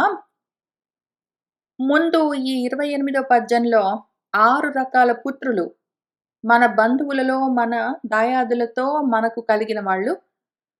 29లో బంధువులు, దాయాదులు గాదు. అయినా కూడా అక్కడి నుంచి గూడా మనకు పుత్రులు కలగొచ్చు. ఈ 12 రకాల మందిని చూద్దాము. స్వయం జాతః స్వయంగా భార్యాభర్తలు కనే పిల్లలెవరున్నారో వాళ్ళు స్వయం జాతులు. ఆ రకంగా పుట్టేవాడు స్వయంగా ఆ భార్యాభర్తలకు కలిగినవాడు.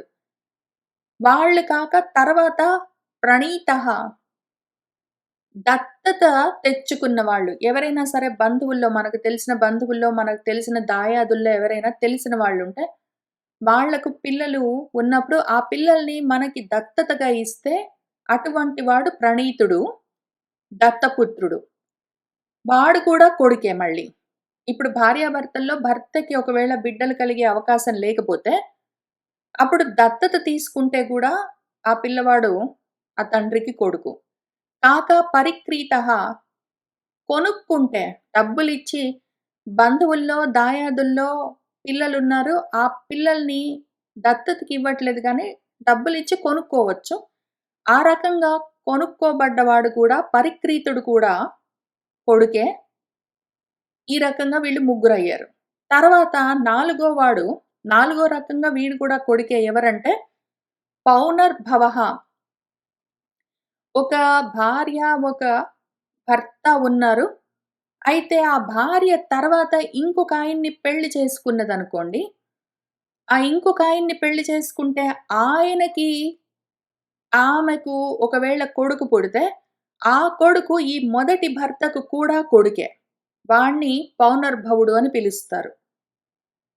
తర్వాత అసలు ఆ అమ్మాయి పెళ్లి కన్నా ముందు ఆమె కన్యగా ఉన్నప్పుడు ఆమెకు పిల్లలు ఉంటే, పెళ్లయిన తర్వాత ఆమె పెళ్లి కన్నా ముందు కన్యగా ఉన్నప్పుడు ఎవరినైతే కొడుగ్గా కన్నదో, ఆ కొడుకు పెళ్లయిన తర్వాత ఆమె భర్తకు కూడా కొడుకే.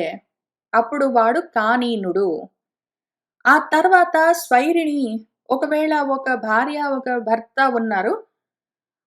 అయితే ఆ భర్తకు బిడ్డలు కలిగే అవకాశం లేకపోయినా మరే కారణానికైనా, ఆ భార్య ఇంకెవరితోటైనా కలిసి ఉన్నప్పుడు ఆమెకు బిడ్డలు కలిగితే, ఆ బిడ్డ కూడా ఆ భర్తకు కొడుకే అయి ఉంటాడు. ఆమె తన బంధువుల్లో, తన దాయాదుల్లో వాళ్ళలో ఎవరినైనా చూసుకొని వాళ్ళతో కలిసి ఉండి ఆమెకి ఇష్టమున్నప్పుడు, ఆమెకి ఇష్టమొచ్చిన వాళ్ళతో కలిసినప్పుడు, ఆమెకు కలిగే పుత్రుడు కూడా ఈయన కొడుకే అయి ఉంటాడు. ఒకవేళ ఆమె అంతకన్నా ముందే తల్లి అయి ఉంటే, అంతకన్నా ముందు పెళ్లి కన్నా ముందు కన్యగా ఉన్నప్పుడు కలిగిన కొడుకు గూడా కొడుకే. తర్వాత ఆమె మళ్ళీ వేరే పెళ్లి చేసుకుంటే వాళ్లకు కలిగిన కొడుకు గూడా ముందు పెళ్లి చేసుకున్న ఆ భర్త యొక్క కొడుకే. వీళ్ళు 6 రకాలు. కాక ఇప్పుడిక్కడ 29వ శ్లోకంలో చెప్తున్నది అబంధు దాయాదులు. అంటే బంధువులు, దాయాదులు కాదు. తెలిసిన వాళ్ళు, స్నేహితులు, పరిచయస్తులు, తెలియని వాళ్ళు అట్లాంటి వాళ్ళు, బయటి వాళ్ళు. బ్లడ్ రిలేషన్‌షిప్ కాదు. ఫ్రెండ్‌షిప్స్‌లో, అక్వైంటెన్సెస్‌లో లేదా అసలు జనరల్‌గా తెలిసినా తెలియకపోయినా బయటి వాళ్ళతో కలిగే బిడ్డలు మళ్ళీ ఒక 6 రకాలుంటారు. దత్తః ఎవరైతే బయటి వాళ్ళెవరో తెలీదు లేదా తెలుసు. బంధువులు గాదు గానీ, వాళ్ళ దగ్గర నుంచి దత్తత తీసుకుంటే వాడు గూడా దత్తపుత్రుడు. లేదా క్రీతః వాళ్ళ అమ్మ వాళ్ళు దత్తతగా ఇవ్వట్లేదు, దానంగా ఇవ్వట్లేదు. కానీ కొనుగోలుకి అంటే డబ్బులు తీసుకొని వాళ్ళ కొడుకును అమ్మారు. అటువంటప్పుడు కూడా వాడు క్రీతుడు, క్రీతపుత్రుడు. ఆయన కూడా ఈయనకి కొడుకవుతాడు. కాక కృత్రిమః. కృత్రిమః అంటే స్వయంక్రీతః. వాళ్ళ అమ్మా, నాన్న అమ్మలేదు వాడిని. ఇక్కడైతే ఈ క్రీతః అంటే వాళ్ళ అమ్మా, నాన్న ఇద్దరు ఆలోచించుకుని వాళ్ళ కొడుకుని ఈ పిల్లలు లేని వాళ్ళకో, పిల్లలు కావాలనుకున్న వాళ్ళకో అమ్మితే వాడు క్రీతుడు. కానీ ఇక్కడ అమ్మా, నాన్నలతోటి సంబంధం లేదు. ఆ పిల్లవాడే నిర్ణయించుకొని స్వయంగా వచ్చి, "మీరు నాకిన్ని డబ్బులిచ్చారంటే, నేను మీకు కొడుకుగా ఉంటాను" అని అట్లా స్వయంగా తానే అమ్ముడు పోయాడంటే, వాడు కృత్రిమః పుత్రః. వాడు కృత్రిమ పుత్రుడు. స్వయంక్రీతుడు వాడు. లేదా ఉపగచ్చేత్ స్వయం. ఇంకొకడు మీరు నాకు డబ్బులివ్వక్కర్లేదు. కానీ నన్ను మీరు బిడ్డగా చూసుకుంటారా అని వాడే వచ్చి స్వయంగా తనను తాను దత్తత చేసుకున్నాడంటే, అప్పుడు వాడు కూడా వీళ్ళకు కొడుకై ఉంటాడు. కాక సహోడః జాతరేతాః. సహోడం అంటే ఆయనతో పాటు ఆమె ఇంకొకళ్ళను కూడా పెళ్లి చేసుకున్నది. ఆమె ఒకటేసారి ఇద్దరిని పెళ్లి చేసుకున్నదనుకోండి. లేదా ఒకటేసారో ముందో వెనకాలో ఇంకొకడిని పెళ్లి చేసుకున్నదనుకోండి. అంటే ఒక భార్యకి ఇద్దరు గాని, ఎక్కువ గాని భర్తలున్నప్పుడు వాళ్ళలో ఎవరికి కొడుకు పుట్టినా గూడా, ఆ కొడుకు ఆ భర్తలందరికీ కొడుకు. కాక హీనయోనిధృతః. ఒక్కొక్కసారి గర్భము ఏ విధంగా కలిగిందో తెలియకుండా ఉంటుంది. ఎవరి వల్లో తెలియకుండా ఉంటుంది. ఏదో రేప్ విక్టిమ్స్ అట్లాంటి వాళ్ళుంటారు. ఒక్కొక్కసారి తెలియకుండా గర్భం ధరించినప్పుడు, గర్భం ఏ విధంగా ధరించబడ్డదో తెలియకుండా ఉన్నప్పుడు, ఆ రకంగా కలిగిన పుత్రుడు కూడా ఆమె ఎవరి భార్యో, ఆ భర్తకు వాడు గూడా కొడుకే. ఒకవేళ ఆ తల్లి రేప్ విక్టిమ్ అయినప్పుడు, ఆ సమయంలో ఆమె గర్భాన్ని ధరించినప్పుడు, ఆ బిడ్డ కూడా ఆమె భర్తకు కొడుకే. అని ఈ రకంగా 12 రకాల పుత్రులను ధర్మశాస్త్రంలో చెప్పారు.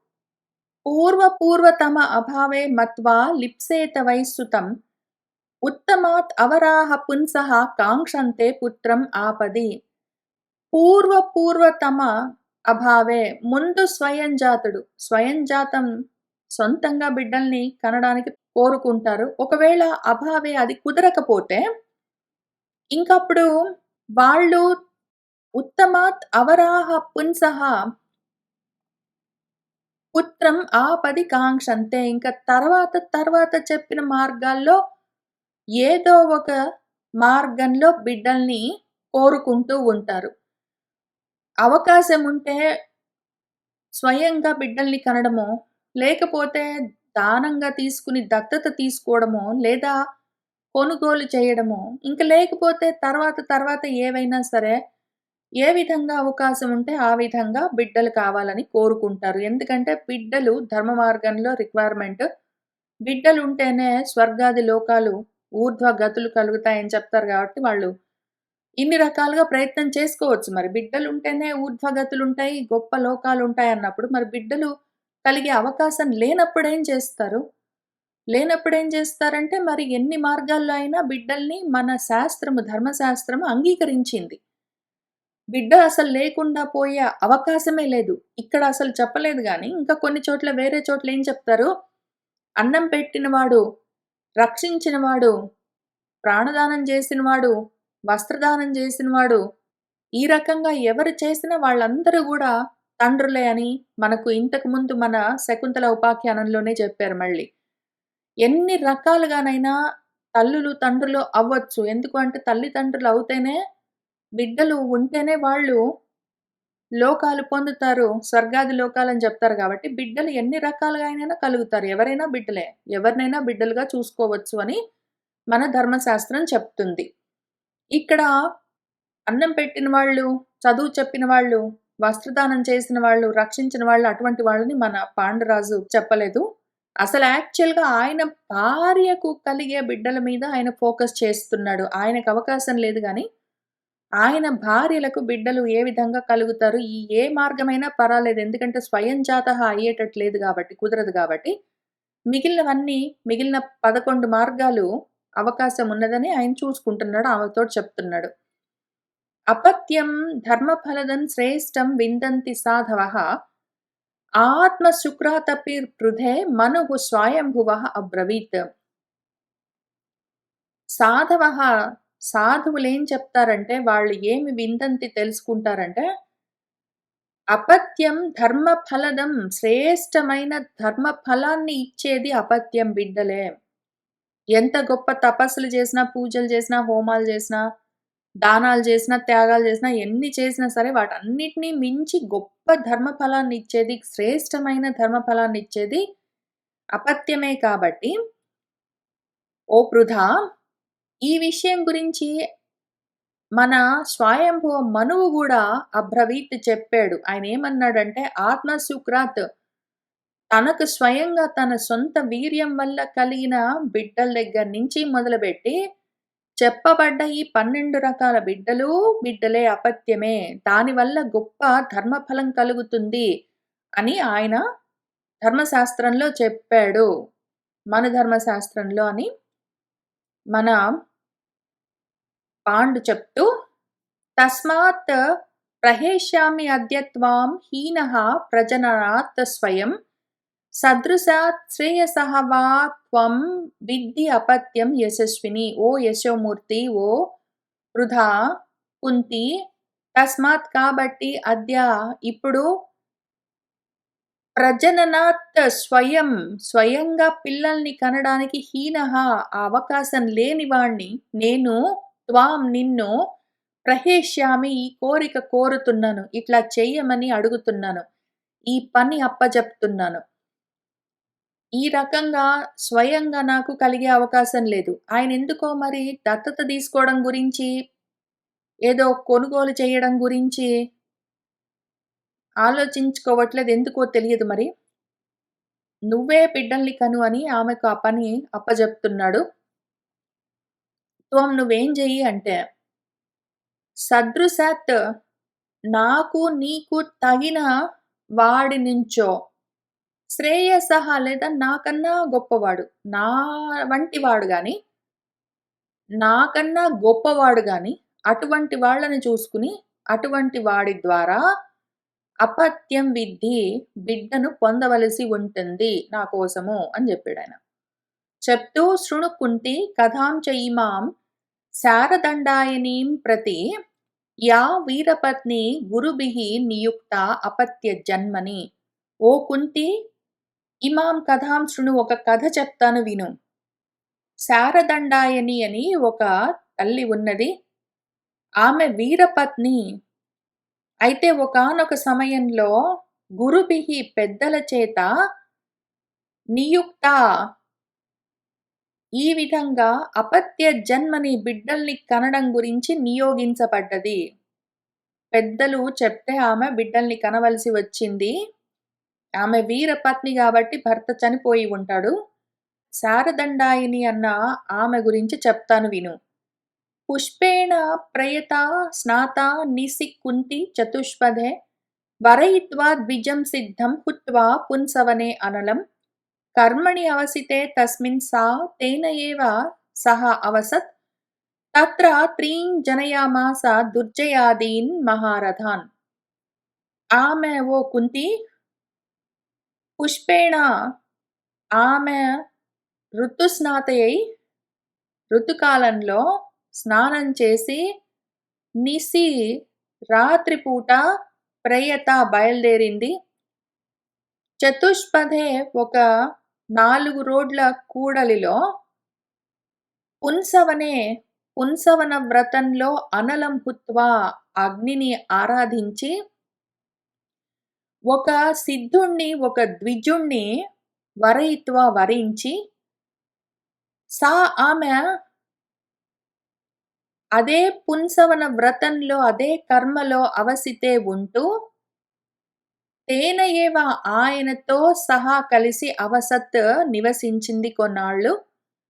తత్ర ఇంకా దానివల్ల ఆమె ముగ్గుర్ని దుర్జయుడు మొదలైన ఒక ముగ్గురు మహారథులను జనయామాస కన్నది.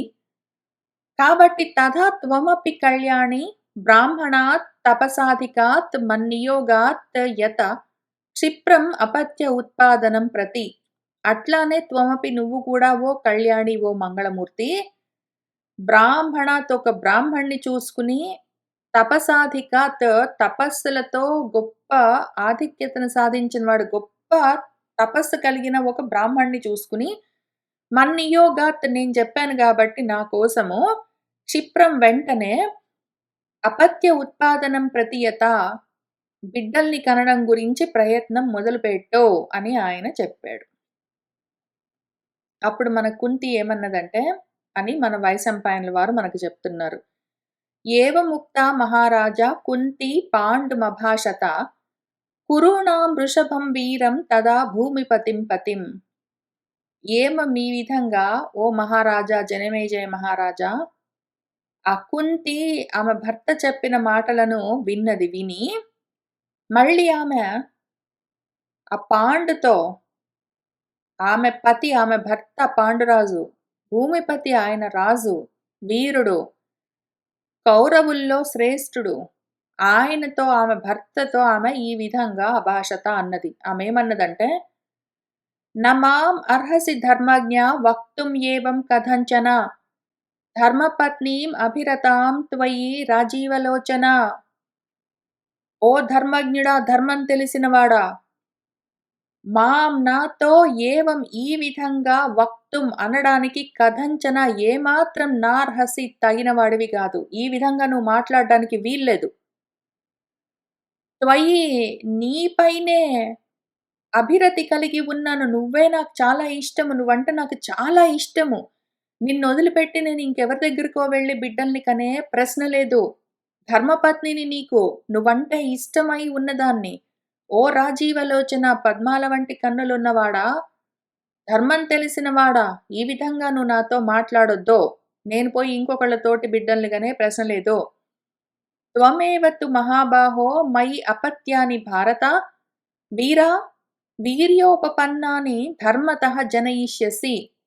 ఓ భారత, ఓ వీరుడా, ఓ మహాబాహో గొప్ప పరాక్రమం కలిగినవాడా, ఓ పాండు, త్వమేవ నువ్వే, మయి నాయందు అపత్యాని బిడ్డలను ధర్మతః ధర్మంగా, వీర్యోపపన్నాని నీ వీర్యంతోటే నీ సొంత బిడ్డల్నే నాతో కలిసి జనయిష్యసి కనవలసి ఉన్నది. నేను బిడ్డల్ని కంటే నీతోటే కంటాను, లేదా నీతో కలిసి చనిపోతాను. అంతేగాని ఇంకెవరితోటో వెళ్ళి మాత్రం బిడ్డల్ని కనే ప్రశ్న లేదు. స్వర్గం మనుజ శార్దూల గచ్చేయం సహితా త్వయా అపత్యాయ చ మాం గచ్చ త్వం ఏవ కురునందన. ఓ కురునందన, ఓ మనుజ శార్దూల, ఓ పాండు, త్వయా సహిత నీతో కలిసే నేను స్వర్గం గచ్చేయన్ స్వర్గానికి వెళ్తాను. అపత్యాయ బిడ్డల కోసం అందుకని, త్వమేవ నువ్వే మాం గచ్చ నన్ను చేరు. బిడ్డలుంటేనే స్వర్గప్రాప్తి అంటే సరే మంచిదే, మనిద్దరం కలిసే బిడ్డల్ని కని ఇద్దరం కలిసే స్వర్గాన్ని పొందుదాము. అంతేగాని నిన్ను వదిలిపెట్టి నేను ఇంకెవరి దగ్గరకో వెళ్ళి ఎవరి వల్లనో బిడ్డల్ని కనను. నహి అహం మనసా అపి అన్యం గచ్చేయం త్వదృతే నరం త్వత్తః ప్రతివిశిష్టః చ కః అన్యః అస్తి భువి మానవః. అహం నేను మనసాపి మనస్సులో కూడా త్వదృతే నిన్నొదిలిపెట్టి అన్యం నరం వేరే నరుణ్ణి, వేరే మనిషిని, వేరే మగవాణ్ణి న గచ్చేయం వెళ్ళనే వెళ్ళను.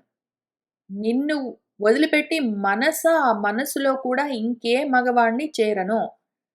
త్వత్తః నిన్ను మించి నాకన్నా గొప్పవాళ్ళు ఎవరైనా ఉంటే వాళ్ళ దగ్గరికి వెళ్ళి నువ్వు బిడ్డల్ని కను అని ఇక్కడ చెప్తావా? సదృశాత్ శ్రేయసః వా, నువ్వు నాకన్నా గొప్పవాళ్ళని, నా వంటి వాళ్ళని చూసుకోమంటే నీ వంటి వాళ్ళు నీకన్నా గొప్పవాళ్ళు ఉన్నారా? కః అన్యః అస్తి భువి, ఎవరున్నారయ్యా ఈ భూమి మీద? ఓ రాజా పాండు, నిన్ను మించిన మనిషి ఇక్కడ ఈ భూమి మీద అసలు ఎవడున్నాడు? ఇంకా గొప్పవాడిని చూసుకుని వాడి దగ్గరికి వెళ్లి బిడ్డల్ని కను అంటే నువ్వు కాక నిన్ను మించిన గొప్పవాడు అసలు ఎవరున్నాడు? అసలు నాకున్నా కూడా వద్దే వద్దు. ఇమాంచ తావద్ ధర్మ్యాం త్వం పౌరాణీం శృణు మే కథాం పరిశ్రుతాం విశాలాక్ష కీర్తయిష్యామి యాం అహం. ఓ విశాలాక్ష, నేను కూడా ఒక ధర్మం చెప్తాను విను. ఒక పౌరాణీం కథాం, ఒక పురాణ కాలంలో జరిగిన కథ నువ్వు మే శృణు, నేను చెప్తాను, నా నుండి విను. ఇమాం తావద్ధర్మ్యం, ఇది కూడా ధర్మసమ్మతమైన విషయము. ఓ విశాలాక్ష, విశాలమైన కన్నులున్న ఓ పాండు, యాం, ఏ కథనైతే అహం, నేను పరిశ్రుతాం విన్నానో దాన్ని కీర్తయిష్యామి, చెప్తాను. నువ్వు నాకొక కథ చెప్పావు గదా! ఒక అమ్మాయి ఉన్నది. ఆమె భర్త వీరుడు స్వర్గస్థుడయ్యాడు. ఆయన మరణించిన తర్వాత ఆమె ప్రయత్నం చేసుకుని ఒక బ్రాహ్మడి నుంచి 3 బిడ్డల్ని కన్నది అని. పెద్దలిట్లా చెయ్యని మార్గోపదేశం చేస్తే ఆమె వెళ్లి చేసిందని నువ్వు చెప్పావు గదా! ఆమెను గురించి పక్కన బెట్టు. నేను ఇంకొక కథ చెప్తాను విను. వ్యుషితాశ్వః ఇతి ఖ్యాతః బభూవ కిల పార్థివః, పురా పరమధర్మిష్ఠః పూరోః వంశవివర్ధనః. మీ పూర్వీకుల్లోనే, మీ పూర్వవంశంలోనే ఒక పార్థివః రాజున్నాడు. వ్యుషితాశ్వుడు అని ఖ్యాతః పేరున్నవాడు. పురా, ఒకానొక కాలంలో ఆయన పరమ ధర్మిష్ఠుడు, పూర్వవంశాన్ని వృద్ధి చేసినవాడు, ఒక రాజు ఉండేవాడు. తస్మింశ్చ యజమానే వై ధర్మాత్మని మహాత్మని ఉపాగమస్తతః దేవాః సేంద్రాః సహ మహర్షిభిః.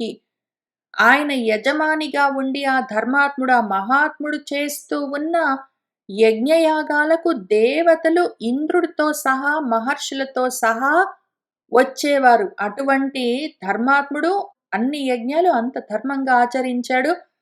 కాబట్టి దేవతల రుణము, ఋషి రుణము, అన్ని రకాల రుణాలు తీర్చుకుంటూ వెళ్ళాడు ఆ విధంగా. అమాద్యత్ ఇంద్రః సోమేన దక్షిణాభిః ద్విజాతయః వ్యుషితాశ్వస్య రాజర్షేః తతః యజ్ఞే మహాత్మనః. మన మహాత్ముడు రాజర్షి, మన వ్యుషితాశ్వుడు చేసే యజ్ఞంలో ఇంద్రుడు ఆయన ఎన్ని సోమయాగాలు చేశాడంట. ఆ సోమయాగాల్లో అదే పనిగా సోమపానం చేసి చేసి చేసి ఇంద్రుడే మత్తెక్కిపోయాడు. ఇంద్రుడికే కళ్ళు తిరిగాయి. అన్ని సోమయాగాలు చేశాడాయన. ద్విజాతులకు ఎన్ని దక్షిణలిచ్చాడో అసలు లెక్కే లేదు. అటువంటి మహాత్ముడాయన. వ్యుషితాశ్వః తతః రాజన్ అతిమర్త్యాన్ వ్యరోచత, సర్వభూతాని అతి యథా తపసః శిశిరాత్యయే. మన వ్యుషితాశ్వుడో, ఓ రాజన్, ఓ పాండో, మర్త్యాన్ అతి వ్యరోచత, అసలు మనుషులని మించి ప్రకాశించేవాడు. మనుషులే గాదు, సర్వభూతాన్ని, అసలు ప్రాణులన్నింటినీ మించి ఉండేవాడాయన. అసలు శిశిరాత్యయే, శిశిరం వెళ్ళిపోయి గ్రీష్మ ఋతువు వచ్చినప్పుడు ప్రచండంగా భానుడు ఎట్లా, తపనుడు, సూర్యుడు ప్రకాశిస్తాడో అట్లా ప్రకాశిస్తూ ఉన్నాడాయన. సహ విజిత్య గృహీత్వా చ నృపతీన్ రాజసత్తమః ప్రాచ్యాన్ ఉదీచ్యాన్ మధ్యాన్శ్చ దక్షిణాత్యాన్ అకాలయత్ లేదా అకారయత్ లేదా అపాలయత్. ఆయన ఆ విధంగా గొప్ప యజ్ఞాలే గాదు, రాజుగా ఆయన ధర్మాల్ని కూడా ఆయన పాటించేవాడు. ఆ రాజసత్తముడు రాజులందరినీ జయించి, వాళ్ళను గ్రహించి, మొత్తం ప్రాచ్యాన్ తూర్పు దిక్కు, ఉదీచ్యాన్ ఉత్తర దిక్కు, మధ్యాన్ మధ్య భూభాగము, దక్షిణ భాగం మొత్తం అంతా పరిపాలిస్తూ ఉన్నాడు.